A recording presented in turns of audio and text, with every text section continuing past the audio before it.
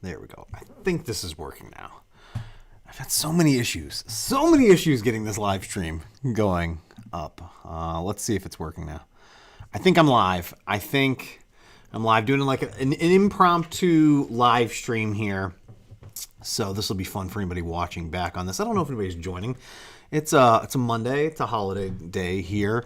And figured let's get something unboxed and figure this out and see if it'll work. Had some, oh, you see me. Thank you. Hey, Wayne. Thanks. Yeah, had just 1,000,001 issues getting OBS to work. For whatever reason, OBS refused to read my camera anymore. So lots of errors and plugins that I needed to install and update, and still nothing would work. So basically deleted everything and reinstalled everything. Hi, everyone. Hi. Yeah, that box is huge, and it is very heavy. This was no easy feat lifting this up on top of this table here. It says somewhere on here, Team Lift on the side.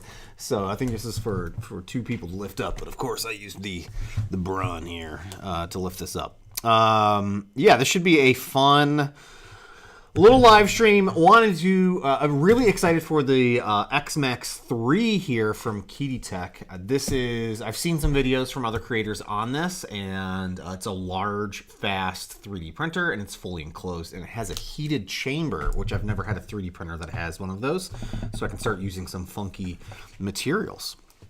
But hi, everyone. Yeah, hi. Hopefully everybody's having a good day so far. It is absolutely freezing in here. I should have turned the heat on before this, but I'm trying to keep the noise to a minimum there. Yeah, I'm going to try not to destroy anything. There is a door on this, but I think it's plastic, so that should be in my favor. Also, the Bills are on later this afternoon, so against the Steelers. We'll be watching that here. Yeah, I don't know why Kidi doesn't get more attention in the market. You know where the first place that I've ever even saw one of these was from Unnecessary Inventions. Unnecessary Inventions will, not necessarily the X-Max 3, but one of the earlier iterations, like a year or 2 ago, I saw that he was using a bunch of their machines for a bunch of his projects. So, Andrew, no need to tip anything here, but thank you. Yeah, it is, it says it is 55 in my little studio here, so I probably should kick up the heat just a little bit, but, yeah, we're excited to get this going here. So let me start trying to figure out how I'm assuming I'll have to lift this off of the table to get it out. I don't think it's one of these cool boxes that you can lift out and it'll automatically lift out from the bottom, but it is a massively heavy box, that is for sure. So this will be fun to figure out here along the way. But yeah, this is the first stream of the year. Oh yeah, how much is this? This printer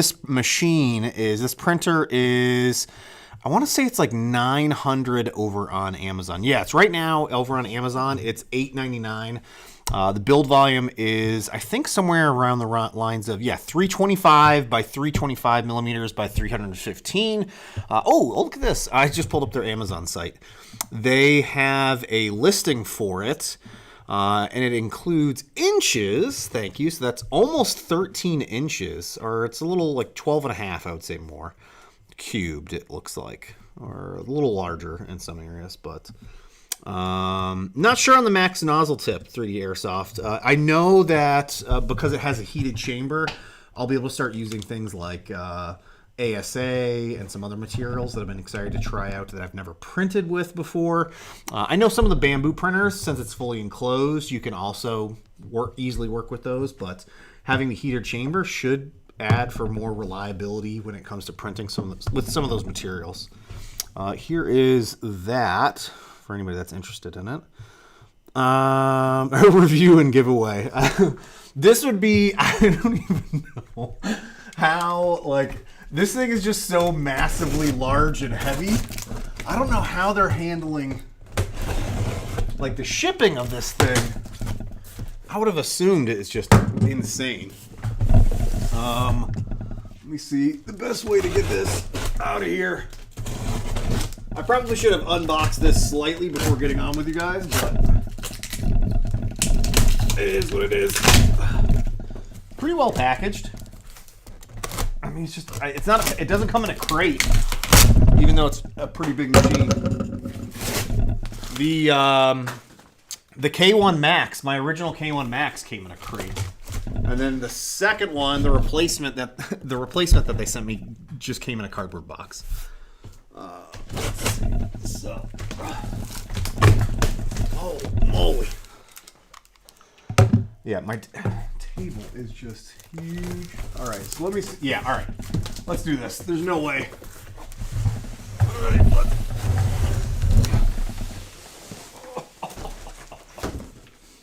okay. So, sorry, you guys can't see this.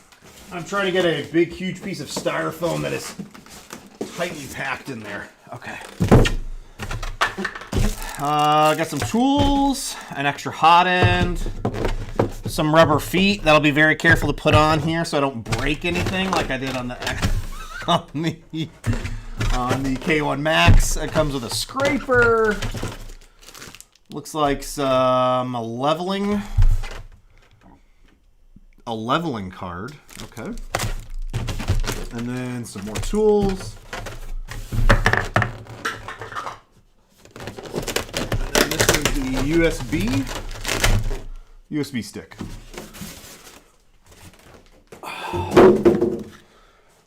Sorry, trying to make some room here while we're going through this. Yeah, it does clearly say Team Lift. And it runs on Clipper. Awesome. Thank you, Wayne.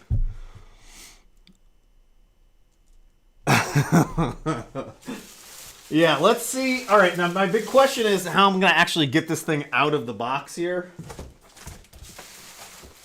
Oh.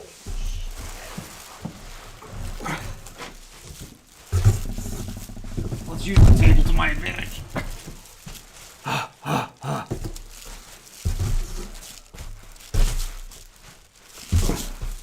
It's like halfway out.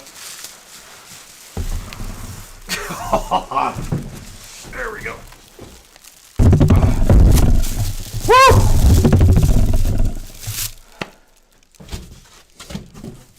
All right, let me get this box out of here.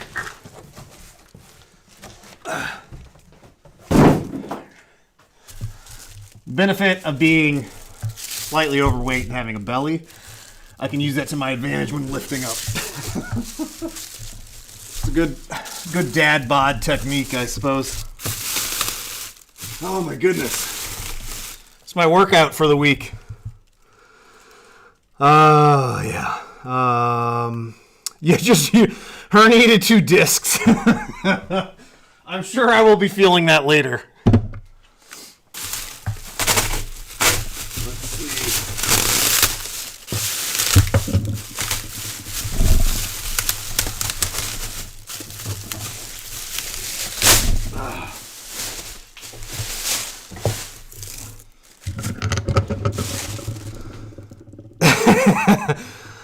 Set it on its side.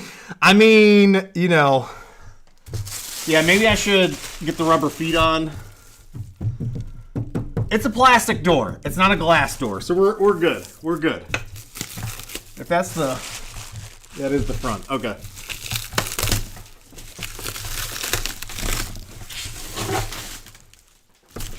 Yeah, hopefully there's no surprise glass anywhere in this.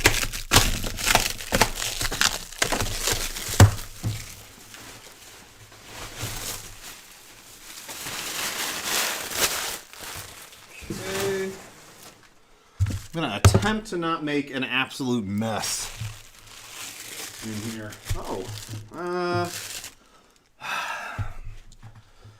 Okay, the one... my first call out. I didn't even get to the printer yet. Why does every company do this? It drives me nuts. It drives me nuts. Why is the spool holder on the back of this machine? Ugh. It's a big machine. It's a big, awesome looking machine. The finish on this, like the exterior panels, this is maybe one of the nicer 3D printers that I've had a chance to work with. But this, God, just, why do they keep putting the spool holders on the back?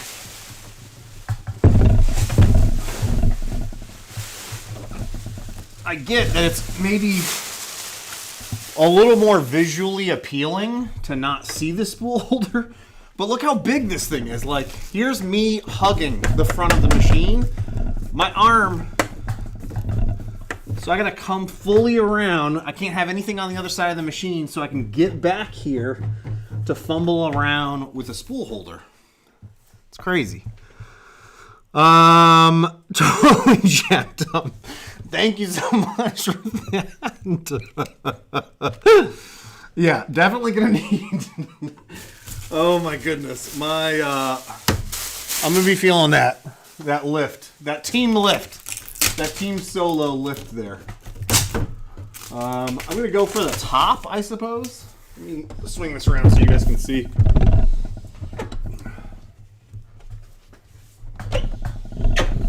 I also have a, so I've had this, you guys see here in the stream, this tabletop. This is just a workbench top, a Husky workbench top that's, I think, 2 feet deep by 5 or 6 feet long.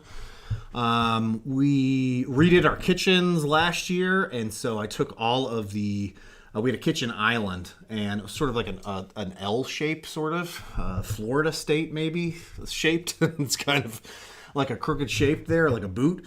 And I'm going to be setting that up here so that I believe it's deeper than 2 feet. So I'll have a little bit more depth, and then I'm going to be lifting it up and more, basically just more space and a longer space to be able to work with. So I feel like I'm just very limited with this laptop machine here. Sometimes I'll be doing printers and then my prints, and I'm trying to clean resin, and it's just not enough room for what I need. So we'll see. Hopefully I'll get that set up here in the next few weeks, and we'll be able to start showing that off in some videos.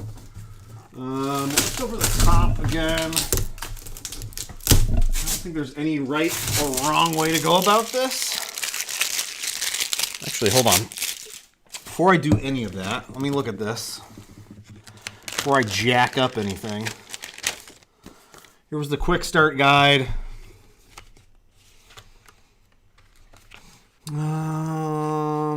Usage, power. Oh, yeah. I need to flip this over. Thank you. Thank you. Glad I looked at this. There is the voltage switch on the bottom of the machine that I need to detach. Remove the top. I've got the printer. Then take off the top.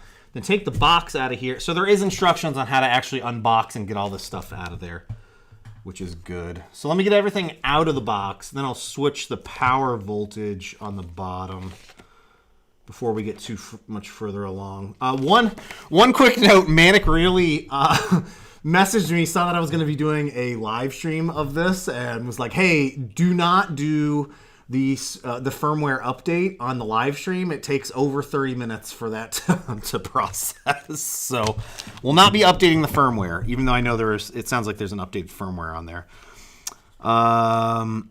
Yeah, man, I love, Steven, yeah, I have this workbench. The exact same one is behind me, and I have another one of these that's in my old setup in the basement of my house that I still use.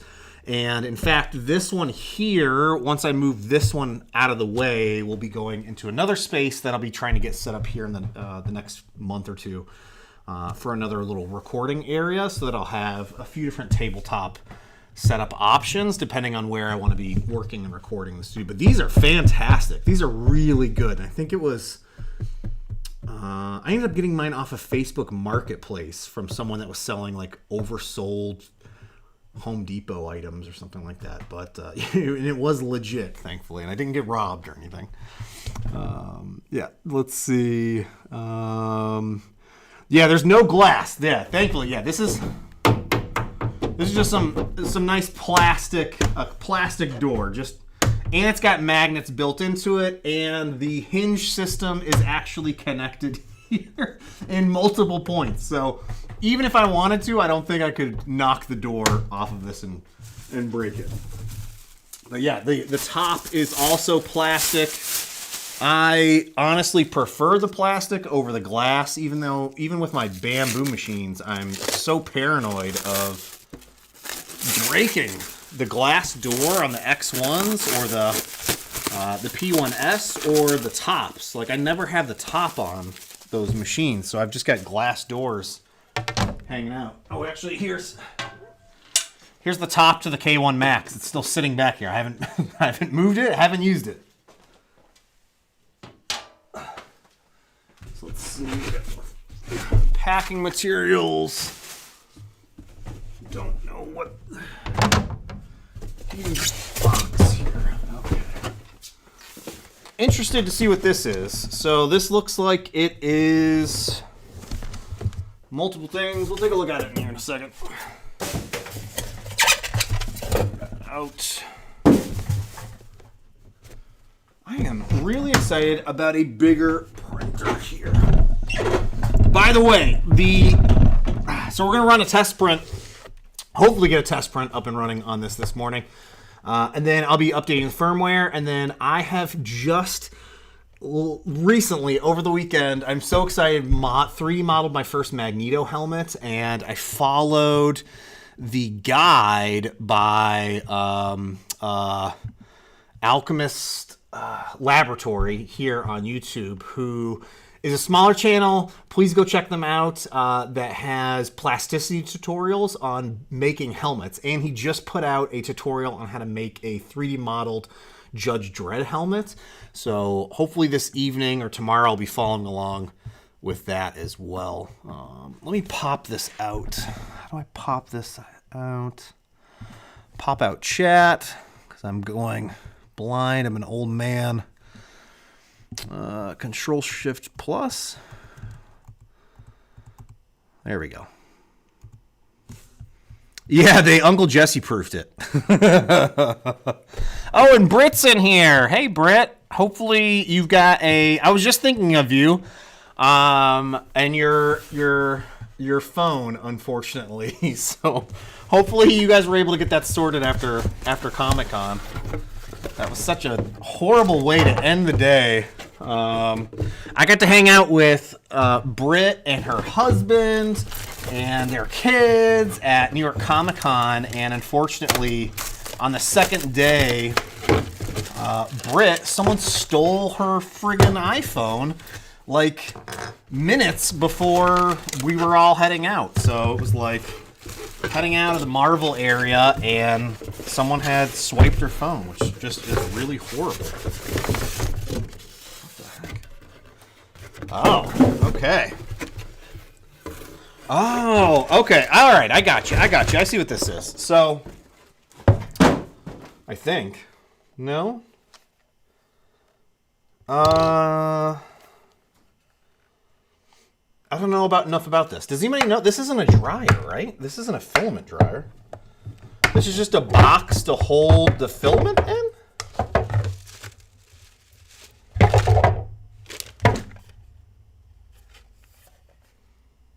Why does this have a big plastic box on the back for filament? That just seems like a really odd option. Right? Am I going crazy here? This isn't Is this a dry box? This isn't a dry... I don't see any electronic components. This doesn't plug into anything. It just... The filament feeds into this, right? It is a dry box. It is a dryer box. But there's nothing... Okay. I don't know enough about this. Maybe it is, because it came with... Please do not eat desiccant packet. Yeah. After open desiccant, please put in the dry box for sealed storage immediately. Yeah, I guess you put it in the bottom there? I pour this into the bottom. There's like a little tub here. It's a... Man, I am I going crazy here? I'll have to look at the instructions. Yeah. Yeah, maybe it's coming from hot air from the machine, feeds into this. It's just a, put the dry box. Oh, it is a dry box. Yeah, put the dry box. I think it's just a dry box. I don't know if it keeps it just keeps your filament dry by being sealed up. That's all. So yeah, I put the desiccant in there, and then I can close it, and then there's a tube that feeds this, then I feed it in there, put it in the cover and rotate to fix, and then, yeah, that's one way, I guess, to do it. That's kind of cool, I guess.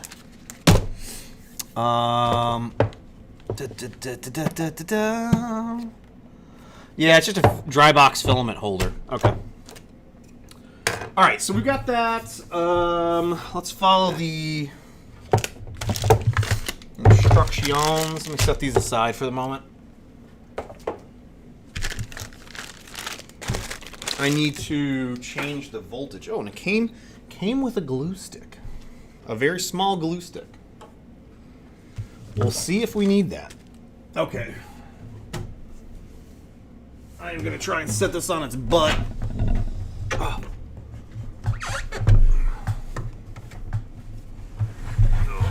Change the voltage.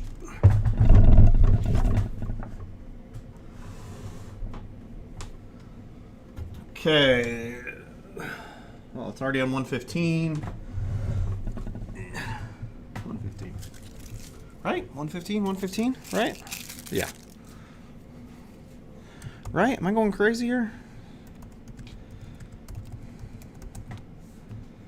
Yeah. There we go. Couldn't remember for a second there. And then maybe I should put the... I don't know. I'm going to leave the rubber bolt. I'm going to leave the rubber shoes off for a second.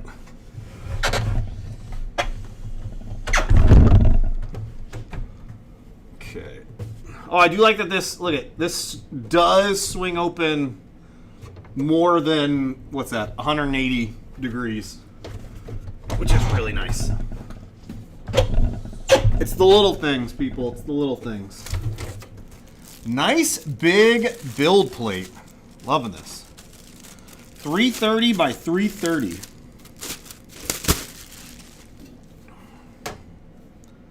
Textured PEI sheet. Nice.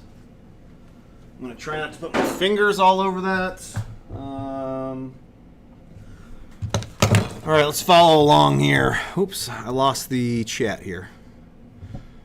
Yeah, the door is Jessy proof. Yeah, this does definitely, it's like a 3 printer easy bake oven. It's good like that. All right, so let's unboxing, follow the on-screen instructions. Oh, there's on-screen instructions to remove this. All right, it says to plug it in, follow the on-screen instructions. We're gonna follow this guide here. I will try not to break it. I have yet to break a printer in 2024 yet. So I don't try to break them. I just want to clarify that.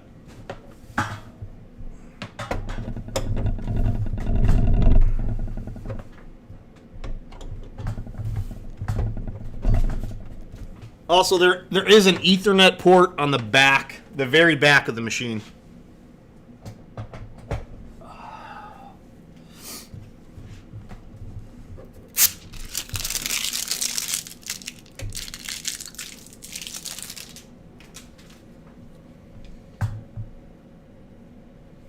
It's booting up. Do the zip ties need to be removed? Yes, they do. It says to follow the on-screen instructions, but yes, let's, I think it's going to just repeat these instructions, I'm assuming, in the on-screen instructions. But yes, it talks about removing the zip ties, and then there's, the platform is also secured in place, so I need to remove those before we can start the calibration process. Sorry, I can't see what this says. Oh, there's lights on the inside. English, next. Yeah, here we go. Pictures. So, start removing these. Remove all the zip ties. Sorry, I'm gonna turn this away from you guys. Just so I can get in here and more easily remove these.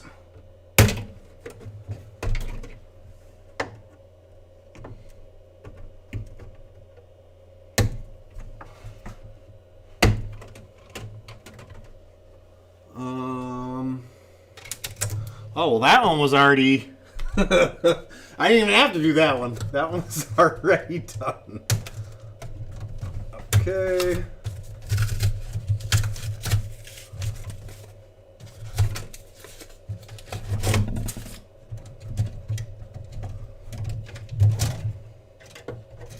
Okay. Sorry, folks. I know this is not the most exciting thing in the world to see someone removing zip ties. I don't think I can. Damn.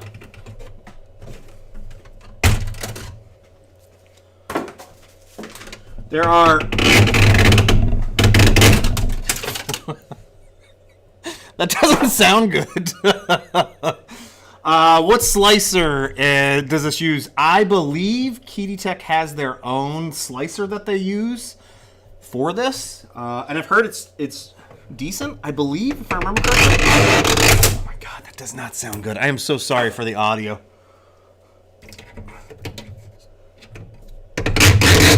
It's just the it's just a part rubbing against the ribbing on the zip tie there.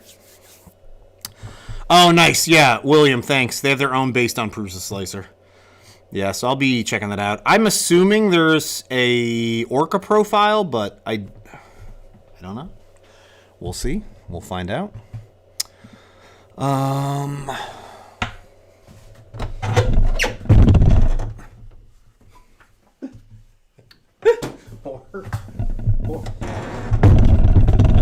Unplug the printer. Oh my god. Okay. I'm trying to get a balance here so that you guys can somewhat see what I'm trying to do in this. Alright, so I've removed the zip tie, removed those zip ties, and then proceed to the next step, which is removing the screws. There are, very similar to some of the bamboo machines, there are indicators of what screws you need to remove. And what's nice is they've also given you the direction that you need to turn. I mean, I feel like that's a little self-explanatory, but nice to see, nice to see. Next. So I've removed all the ties. Removed the 4 screws fixed to the hot heated bed. Of course, I'm doing this at a weird angle.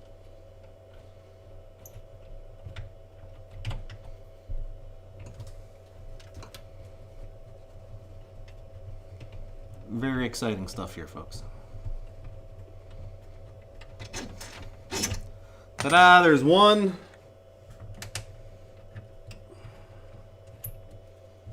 I mean, at least since this is such a large machine and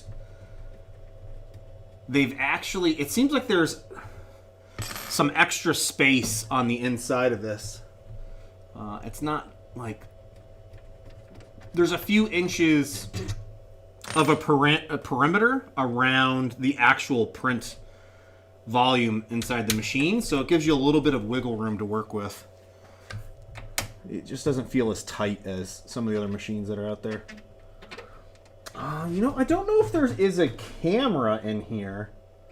I don't know. Does anybody know if there's a camera in here? I don't think there is a camera.